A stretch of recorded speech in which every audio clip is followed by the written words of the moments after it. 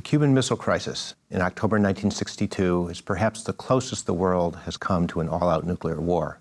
When we look back at the records of what happened, we learn that there were a whole host of dangerous incidents that were unplanned but came close to triggering war.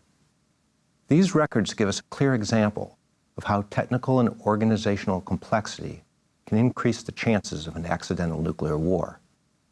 After discovering the presence of Soviet missiles in Cuba, the Kennedy administration engaged in a fierce internal debate about how to respond. In the end, they decided to impose a quarantine on ships to and from Cuba. And when President Kennedy ordered the U.S. Navy to enforce the quarantine of Cuba, what was the Soviet response? First off, many of their ships stopped and immediately turned back. Those were the ships that were carrying nuclear warheads and extra missiles to the island. But on October 27th, the 14th day of the crisis, one of the American battle groups, led by the USS Randolph, an aircraft carrier configured for anti-submarine warfare, located a Soviet Foxtrot-class submarine, the B-59, just outside the quarantine line.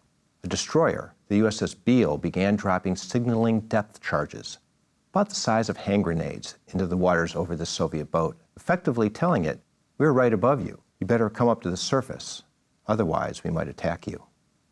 Yet unknown to the U.S., some of the Soviet submarines, including this one, were carrying nuclear-armed torpedoes. Apparently, a furious argument ensued among the 3 Soviet officers on board the B-59 over whether or not to sink the Beale using one of these torpedoes.